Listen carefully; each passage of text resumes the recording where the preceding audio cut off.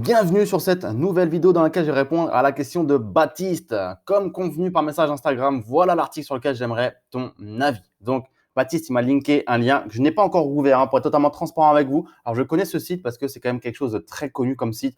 Donc, je le connaissais, mais je pense pas avoir lu cette lettre. Peut-être qu'il va y avoir une grande surprise et je la connais, mais je ne pense pas. Et il me dit, ça parle de dividendes comme quoi c'est pas si rentable que ça. Qu'est-ce que tu en penses? Donc ça, c'est un argument que j'ai régulièrement de la part des détracteurs anti-dividendes qui vont trouver pas mal d'arguments pour dire oui, mais les dividendes ci, oui, mais les dividendes ça. Bref, généralement, ce que je fais, c'est que je les redirige vers mon livre « La magie des dividendes » de 704 pages dans lequel j'explique noir sur blanc pourquoi cette stratégie d'action à dividendes, c'est une stratégie qui a déjà le mieux performé depuis 1802, je n'ai pas dit 1900, 1802, toutes classes d'actifs confondues et bref. Il y a énormément d'arguments en faveur de l'investissement dans les actions à dividendes. Voilà, il y a 704 pages dans ce livre, c'est pas pour rien. J'ai mis 9 mois, même presque un an à l'écrire. Il y a énormément de choses, tu peux le retrouver dans la barre de description. Et je vais me faire un plaisir de lire cet article et de le décortiquer avec vous pour qu'on voit ensemble si cet article, il a raison. Et je vais être totalement transparent avec vous s'il y a des points sur lesquels il a raison et sur lesquels forcément c'est un petit inconvénient sur les dividendes. Je vais vous le dire très clairement parce que bien évidemment, ce n'est pas non plus une stratégie parfaite sans inconvénient. Mais l'avantage, c'est que je vais le décortiquer avec vous de façon totalement neutre. Alors, la lettre numéro 135, octobre 2015, super. Actualité, le versement des dividendes enrichit-il les actionnaires? Très bien. Philippe Martinez, secrétaire général de la CGT, nous a fait l'honneur d'utiliser des données publiées par la lettre Verniman dans… Ok, donc ça, on s'en fout. En effet, le journal Le Monde est allé vérifier les chiffres de Philippe Martinez et a bien constaté que la lettre… Ok, donc ça, c'est des constats. On s'en fout un petit peu. Dividendes et rachat d'actions au sein du CAC. Donc, on parle du marché français déjà, donc c'est intéressant, entre 2003 et 2014. Ok. On passera sur le fait que si, au lieu de choisir l'année 2009, Philippe Martinez avait retenu la progression n'aurait été… Bon, là, on fait des constats, on fait des débats un peu inutiles, on ne parle pas vraiment de la stratégie d'investissement. Ok. Non, le vrai sujet est l'erreur fréquemment faite d'assimiler versement de dividendes et enrichissement des actionnaires. Rien n'est plus faux. Intéressant. On peut le voir de trois façons.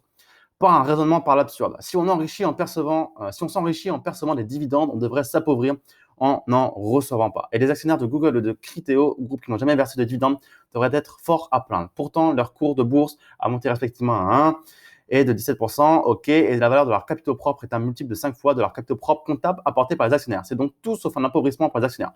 Donc là, comme il dit, c'est un raisonnement par l'absurde parce que, voilà, dire que parce qu'une entreprise ne verse pas de dividendes signifie qu'on ne gagne pas d'argent, c'est totalement débile. Il n'y a pas que les dividendes pour dire que pour gagner de l'argent en bourse, et évidemment l'évolution, comme ici on le cite, l'évolution du cours de l'action et donc les plus-values latentes qu'on peut encaisser par l'évolution de l'entreprise et de sa solidité financière. Donc ça, pour l'instant, pas terrible. Par l'observation, quand une entreprise verse un dividende à ses actionnaires, la valeur de son action baisse mécaniquement d'autant, comme l'illustre le dividende exceptionnel de Lagardère en 2014. Donc ça, je suis entièrement d'accord. Pour les petits dividendes, il faut être une loupe pour observer la baisse des cours qui peut être masquée par les variations quotidiennes, mais elle est bien réelle. Donc ça, c'est exactement quelque chose d'intéressant.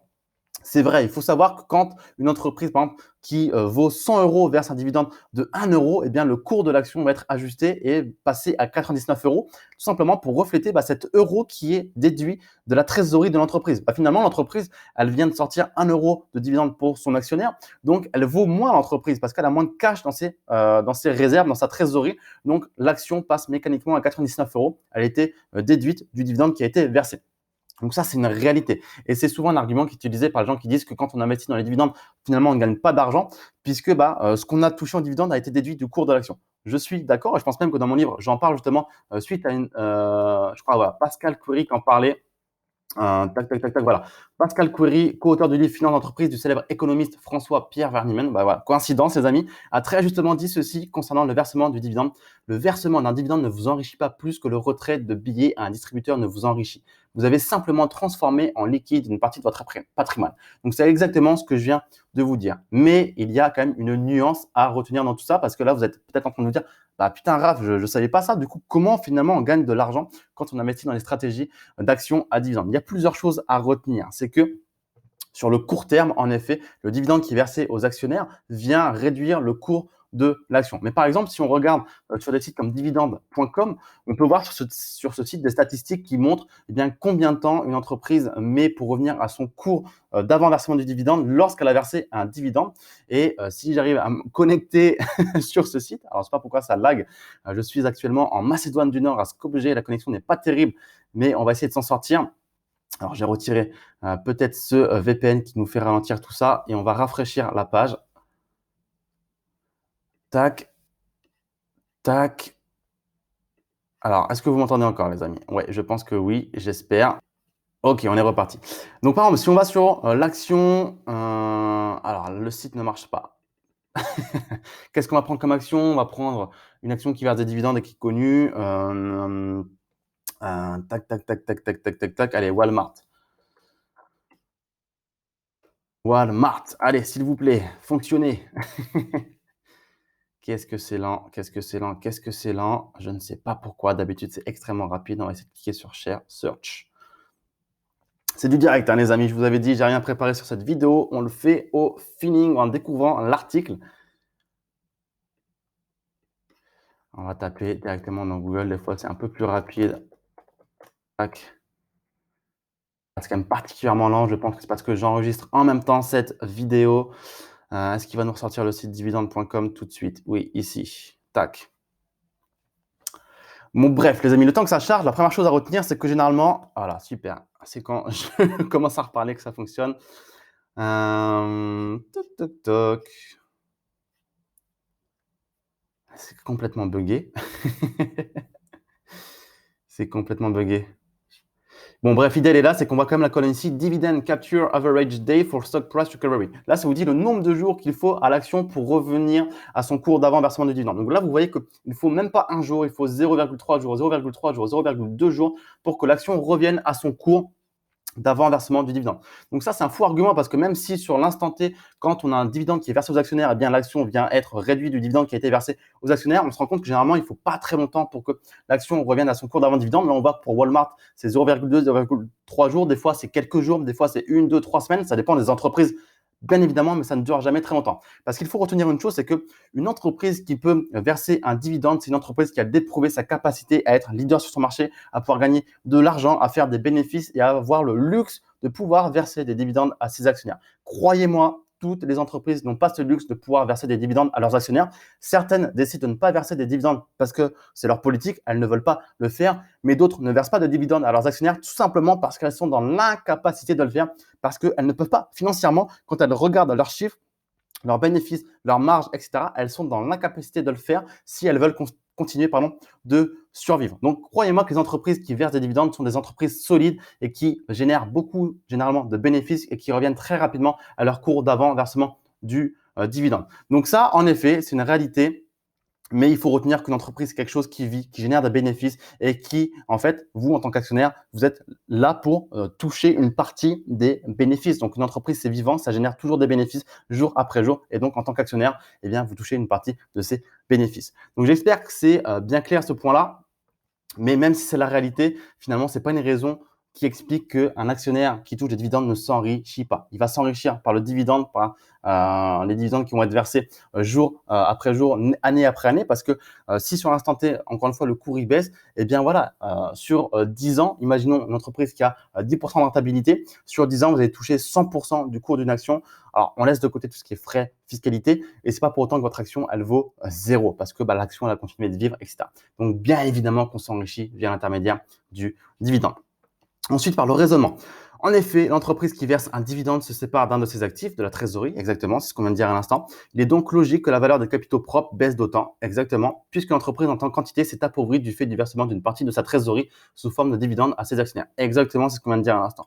Autrement dit, au même moment où un virement représentatif du dividende arrive sur le compte en banque de l'actionnaire, qui enrichit celui-ci, l'actionnaire s'appauvrit du même montant par la baisse de la valeur de ses actions. Ce qu'on vient de dire. Au total, en termes de valeur, le dividende est neutre pour lui, d'accord? Comme on l'a dit ici dans le livre, avec Pascal Coury qui dit que c'est comme un retrait de cash au distributeur, c'est exactement la même chose. Vous avez pris 100 € au distributeur de billets et vous avez 100 € de moins sur votre compte en banque. Vous avez simplement rendu plus liquide votre patrimoine, entre guillemets, lorsque vous avez touché des dividendes plutôt que de le conserver dans le prix des actions. Ok, on est d'accord avec ça. Ce qui est logique puisque la société dont il détient une partie du capital lui transfère une partie de sa trésorerie. C'est donc pour lui poche gauche, poche droite. Il n'y a pas d'enrichissement possible ou de rémunération nette de ce fait. Alors, je ne suis pas d'accord sur la dernière phrase, on vient de le démontrer à l'instant. C'est là où fondamentalement le dividende diffère du salaire, mis à tort sur un même pied d'égalité par la vulgate marxiste. Ok, très bien. Moi, je suis pas du genre à avoir utilisé des termes compliqués. Vous me connaissez ou pas, mais j'adore démystifier à mort les concepts, les rendre très simples et vulgarisés. Et quand je vois du vocabulaire comme ça, bon, voilà, ça me fait rire. Voilà. Bref, heureusement pour les salariés que nous sommes, à chaque fois que notre salaire mensuel est viré, nous ne nous approvvisionnerons pas immédiatement du même montant par ailleurs. Ok. Comparer un salaire et un dividende, c'est quand même pas la même chose. Si le dividende n'enrichit pas l'actionnaire, qu'est-ce qui l'enrichit? Voilà, un salaire et un dividende, c'est quand même pas la même chose dans le sens où un salaire, c'est un contrat qui est directement passé entre finalement une entreprise et un salarié, tout simplement. Il y a un contrat, on va dire, d'employé-employeur. Comment on appelle ça? Voilà, il y a un contrat de travail, tout simplement, un contrat de travail. Alors qu'un dividende qui est versé à un actionnaire n'a aucun contrat avec l'entreprise, hein. L'actionnaire, c'est celui qui est payé en dernier sous réserve de bonne exécution de tous les contrats, donc contrat de travail, contrat de vente avec les clients, contrat avec les fournisseurs. Donc, comparer un salaire et un dividende, pour moi, c'est pas vraiment quelque chose qui est possible, pas du tout. Le résultat net, ok. À cette aune, nous avons regardé la progression des résultats du CAC 40 entre 2005 et 2013. Pourquoi 2005? Parce que c'est une année assez éloignée maintenant. Il faut laisser du temps au temps.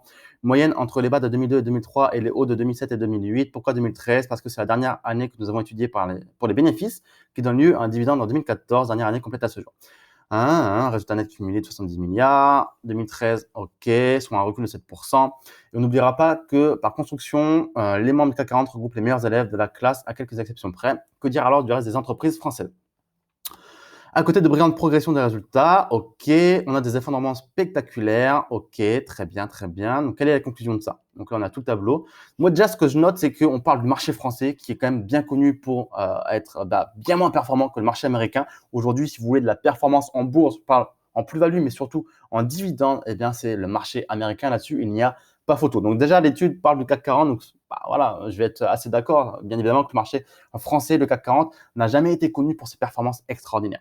Ensuite, l'étude, elle est faite entre 2005 et 2013, 8 années. Ça reste quand même relativement court pour tirer des conclusions sur un marché.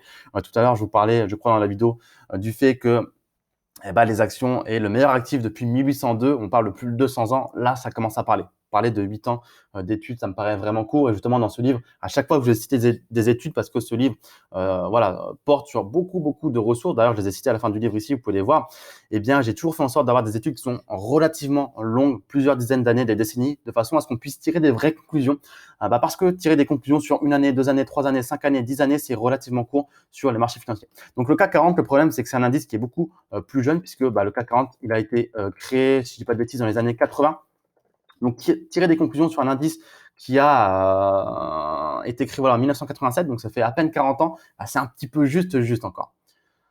Donc, bref, la conclusion, c'est quoi? Les investisseurs ne se trompent pas, eux qui valorisent le CAC 40, nous n'aurons pas la facétie de faire remarquer à M. Martinez, comparant à ce qui est comparable, c'est-à-dire l'enrichissement des uns, les salaires, alors que l'opposition du capital au travail, voilà, je ne sais pas pourquoi on compare les deux, fait partie des dogmes heureusement tombés en désuétude, comme le démontrent tous les jours les entreprises les plus performantes. Rappelons enfin qu'une bonne politique de dividendes se juge à l'aune du taux de rentabilité marginale des investissements et que si une entreprise n'a pas eu d'opportunité d'investissement rentable, il ne sert à rien d'investir pour investir. Ce serait un gaspillage d'une denrée rare, l'argent, qui pourrait être beaucoup mieux utilisé ailleurs, dans d'autres entreprises ou dans d'autres secteurs. Par exemple, dans l'innovation et la croissance future, comme nous le rappellent les jeunes pousses qui se créent tous les jours. Il lui vaut mieux donc distribuer ses liquidités excédentaires, comme vient de le comprendre Google, qui annonce un programme inaugural de rachat d'actions pour 5 milliards. Ni totem, ni tabou, le dividende participe à une réallocation saine via le système financier des capitaux propres au sein de l'économie, de ceux qui n'en ont plus besoin au profit de ceux qui en ont besoin. Je suis assez d'accord sur cette conclusion, c'est que le dividende, finalement, quand vous touchez un dividende d'une entreprise X, ce n'est pas une raison forcément pour la réinvestir dans cette même entreprise X en rachetant plus d'actions de cette même entreprise. L'avantage du dividende, c'est que le dividende que vous touchez, vous pouvez faire le choix de le réinvestir dans une autre entreprise cotée en bourse ou même ailleurs, comme ici, on le laisse imaginer dans des jeunes pousses ici qui se créent tous les jours, donc des startups par exemple, ou encore une fois, si vous voulez, de l'immobilier, des matières premières, des crypto-monnaies, ce que vous voulez. Donc en fait, finalement, les dividendes, on peut également le voir comme une liquidité de votre patrimoine qui vous permet de toucher une partie des bénéfices de l'entreprise et en même temps de réinvestir ces bénéfices, donc les dividendes, dans d'autres projets qui vous tiennent, vous, à cœur. Et en effet, il y a quelque chose d'intéressant également dans cette conclusion, c'est que Généralement, les entreprises qui versent des dividendes, ce n'est pas les startups, hein. Les startups, elles n'ont pas ce luxe de pouvoir verser des dividendes. Elles ont justement besoin de prouver qu'elles sont viables et qu'elles gagnent de l'argent. Eh bien, généralement, les entreprises qui versent des dividendes sont des entreprises qui ont démontré leur capacité à être très solides, leaders dans le marché, qui font beaucoup de bénéfices, qui sont installés de façon mondiale, qui sont des multinationales et qui ont déjà réalisé la grosse majorité de leurs investissements, qui réalisent parfois encore des acquisitions, mais qui ont beaucoup d'argent et pas forcément les moyens de dépenser tout cet argent. Et une des raisons pour lesquelles l'entreprise décide de verser des dividendes, c'est qu'elle se dit que tout cet argent, eh bien, plutôt que de le stocker, stocker, c'est peut-être plus intéressant de le verser à ses actionnaires qui, eux, pourront l'investir ailleurs et en faire ce qu'ils en veulent, faire circuler l'argent, puisqu'encore une fois, je le rappelle, une économie est saine seulement quand son argent circule. Quand il est stocké dans des comptes, eh bien, c'est le meilleur moyen pour paralyser une économie. Et une économie qui est saine, c'est quand l'argent circule. Donc voilà, cet article qui est terminé, hein, là, c'est la fin de l'article, là, c'est autre chose. Voilà, il y a des points intéressants et puis il y a des choses qui, selon moi, sont pas viables à comparer ou je suis pas d'accord, voilà, tout simplement. Donc, mais ce que je retiens, c'est qu'on parle surtout du marché français et que le marché français, comme je vous l'ai dit, n'est historiquement pas connu pour être un bon marché pour l'investissement en boursier. Voilà les amis, dites-moi ce que vous en pensez dans les commentaires ci-dessous. N'hésitez pas si vous avez des questions sur lesquelles vous voulez que je vous apporte mon point de vue d'investisseur à dividende, hein. Je vous rappelle, ça fait plusieurs années que j'investis sur des actions à dividende. Vous pouvez récupérer mon livre dans la barre de la description, un livre de 704 pages sur les actions à dividendes où je vous partage de A à Z toute ma stratégie de comment j'ai investi plus de 350 000 euros dans cette stratégie d'action à dividendes. Et également, vous pouvez retrouver tout un tas de ressources dans la barre de la description. Voilà les amis, n'hésitez pas à lâcher également un petit pouce bleu, à vous abonner à la chaîne YouTube tout simplement. Et je vous dis à très très vite. Ciao, ciao.